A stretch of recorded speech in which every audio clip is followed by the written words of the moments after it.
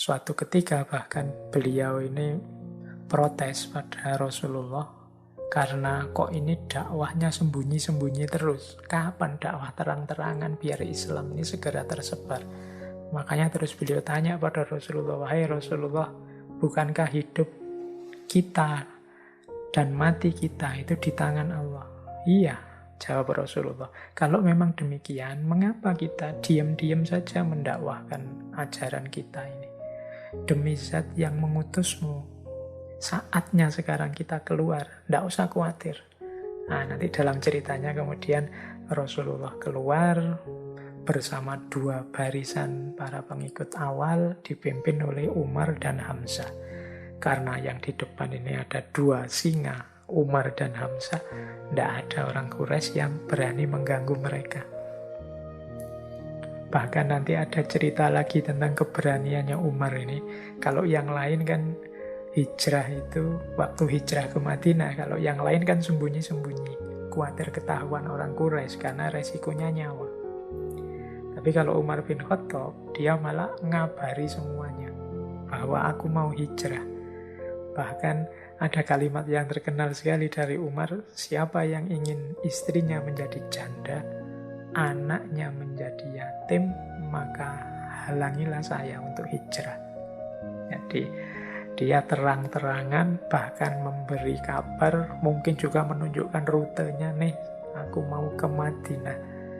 Silahkan kalau ada yang mau menghalangi. Siapa yang ingin istrinya jadi janda, ingin anaknya menjadi yatim, maka halangilah saya. Nah, ini beberapa ya untuk menunjukkan betapa beliau ini memang tidak diragukan lagi, adalah seorang pemberani. Kemudian karakter selanjutnya adalah amanah. Tadi sudah karakter cerdas, adil, berani. Amanah itu berarti dia bertanggung jawab.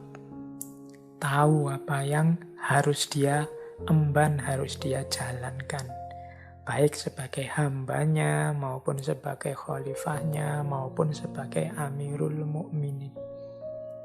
Teman-teman mungkin masih ingat ya kisahnya Umar bin Khattab yang belusuan tiap malam melihat kondisi rakyatnya. Sampai kemudian ada kisah menemukan seorang ibu dan anak-anaknya yang sangat kekurangan. Sehingga ibu ini menipu anak-anaknya seolah-olah masak makanan padahal memasak batu. Sampai anak-anaknya capek dan tertidur. Ini Umar begitu tahu kondisi seperti ini, cepat-cepat balik, kemudian mengambil makanan, mengambil bahan makanan, dipanggul sendiri, mau diberikan ibu itu. Bahkan ingin dibantu oleh beberapa ajudannya, beliau tidak mau. Karena beliau merasa itu tanggung jawabnya. Jadi ini salah satu ilustrasi ya betapa beliau ini juga sangat bertanggung jawab, amanah dengan kewajibannya. Kemudian ada satu riwayat juga ini untuk menggambarkan betapa beliau ini amanah. Satu ketika ada sahabat beliau namanya Muawiyah bin Hudaij. Muawiyah bin Hudaij ini satu ketika melihat Umar ini sedang duduk kelelahan, setengah mengantuk. Ditanya oleh Muawiyah bin Hudaij, wahai Amirul Mukminin, sampean kok mengantuk, apa ndak tidur tadi malam? Umar terus menjawab, jika aku tidur di siang hari, aku menyia-nyiakan amanah rakyatku. Kemudian jika aku tidur di malam hari, aku menyia-nyiakan kesempatanku bersama dengan Tuhanku. Bagaimana aku bisa tidur di kedua waktu ini, wahai Muawiyah?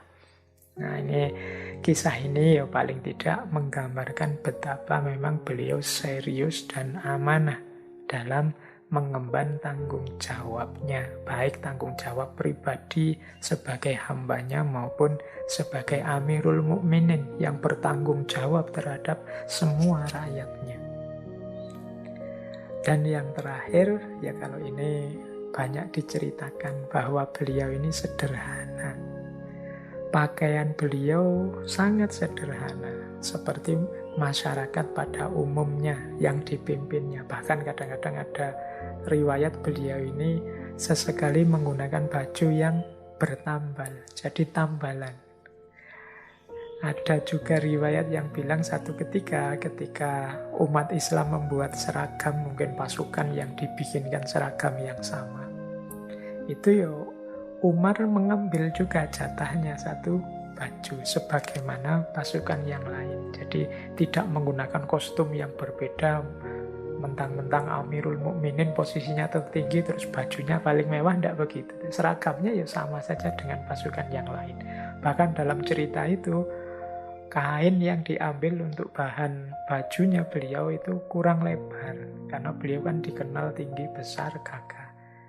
Itu ya beliau tidak ngambil dua, tapi mengambil sisa seragam, sisa kain yang dipakai oleh putra beliau. Nah ini gambaran betapa sederhananya beliau. Kalau teman-teman membaca penaklukan Yerusalem, itu kan di situ diceritakan bahwa Uskup Agung Yerusalem saat itu yang namanya adalah Sophronius. Jadi dia ini mau menyerahkan kekuasaan Yerusalem pada umat Islam kalau yang langsung menemuinya adalah Khalifah Umar. Nah, ya karena memang seperti itu, mau tidak mau akhirnya Khalifah Umar pun berangkat ke Yerusalem bersama seorang pembantunya. Nah, ya karena perjalanan jauh, Umar dan pembantunya ini gantian mengendarai satu unta. Kebetulan menjelang masuk Yerusalem, jatahnya pembantu beliau ini yang di atas unta dan Umar yang di bawah nuntun unta. Wah, ini begitu masuk kota, semua orang gempar melihat Umar yang jalan kaki nuntun unta, sementara di atas unta adalah pembantunya. Jadi ini semakin membuat orang simpati kepada beliau karena kesederhanaannya. Bahkan ada cerita satu ketika ada utusan Raja Persia yang ingin bertemu Umar dan ingin melihat gaya hidup tokoh besar ini. Tetapi sesampainya di Madinah dan dia tanya pada orang-orang di situ di mana rumahnya Khalifah Umar, rumahnya Amirul Mukminin. Akhirnya diantarkan oleh beberapa orang di sana, ditunjukkan itulah rumah beliau. Ini utusan dari Raja Persia ini tidak percaya. Saya minta ditunjukkan istananya di mana. Ya orang yang menunjukkan bilang, ya itu tiap hari beliau ada di situ. Tempat tinggal beliau ya di situ. Kemudian utusan Raja Persia ini ingin bertemu langsung dengan Umar. Tapi ketika masuk ke rumah beliau, Umar sedang tidak ada di dalam. Kemudian dicari, ternyata Umar sedang ada di belakang. Sedang ada di sebuah kebun kurma yang tidak jauh dari rumah beliau. Nah, setelah disusul ke kebun kurma, betapa kagetnya utusan raja ini ya. Khalifah besar yang populer, penakluk yang luar biasa, itu sedang tidur istirahat di bawah pohon kurma dengan alas daun kurma dengan baju yang sangat sederhana.